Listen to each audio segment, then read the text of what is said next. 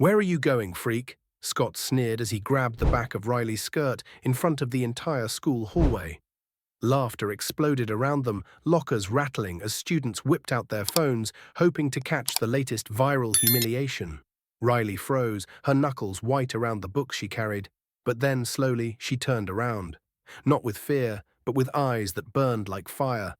"I'll break your arm in 10, 9, 8. Her voice was calm, steady, not loud. But suddenly, the hallway fell silent. Scott blinked, confused, his hand still tugging at her skirt. "What? You think you're scary now?" he scoffed, stepping closer.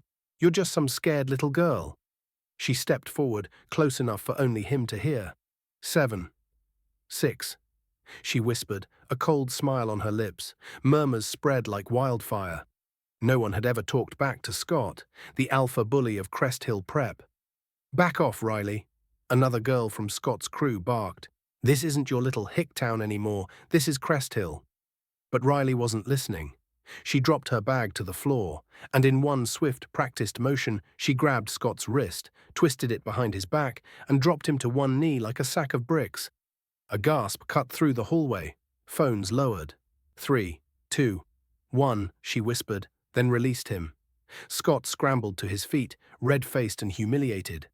"What the hell was that?" someone blurted. Riley bent down, picked up her bag, and said with quiet composure, "That was Mercy." Most of them didn't know her story. Riley wasn't just some shy transfer student from a quiet town. She was the daughter of a combat instructor, her mother a decorated veteran who ran a self-defense school in every town they moved to. Riley had grown up breaking boards instead of curfews, learning wrist locks before multiplication tables. She had transferred schools more times than she could count, each time because her mum got involved when someone hurt the helpless. This time, Riley made her own choice. If anyone tried to make her small, she'd make them regret it. But bullies never back down quietly. The next day, Scott returned, this time with backup. 4 guys from the football team blocked Riley's way in the cafeteria. "This seat's taken," one of them smirked. She stared at them, then calmly turned and dumped her entire lunch into the trash, never breaking eye contact. That night, a shaky video of the hallway confrontation exploded on social media. It had over 30,000 views before morning. At the school assembly, the headmistress stood with a firm jaw. "Violence, no matter the reason, is unacceptable. Whoever posted this will come forward." Riley sat quietly in the second row. Scott smirked. "Told you," he whispered to his friend, "she's nothing." But what happened next was not what anyone expected. Later that afternoon, a group of girls approached Riley at her locker. "We saw what you did," one said. "No one ever stands up to him. Can you teach us?" Riley hesitated, then she nodded. By Friday, the gym was packed. Girls, boys, freshmen, seniors, all ready to learn. Riley stood at the front, firm but kind, showing them how to block, break free, and most importantly, how to never freeze again. Word spread. The self-defense club had over 30 students by the second week. Scott pretended not to care, but the panic in his eyes told the truth. His reign was ending, so he tried one last time. After school, his gang cornered Mina, one of Riley's students, by the tennis courts.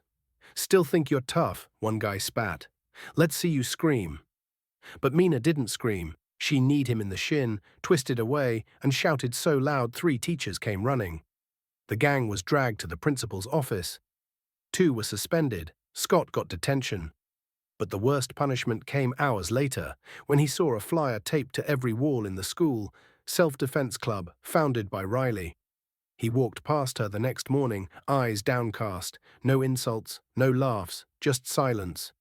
"Hey," he muttered, "I just wanted to say, I'm sorry." Riley closed her locker and looked at him, her face unreadable. "It's not me you need to apologize to," she said. "It's every girl you made feel afraid to walk these halls." Scott's lips pressed into a thin line. He nodded and walked away. There was no applause, no music, just a quiet understanding in the air. Something had changed. Riley hadn't just stood up for herself, she'd built something bigger than fear. A legacy, a movement, a message. Never mistake silence for weakness. Never assume the quiet ones haven't been through war. Because sometimes the people you laugh at are the ones who will lead others to rise. If this story touched you, subscribe to the channel and hit that like button and drop a karma in the comments below.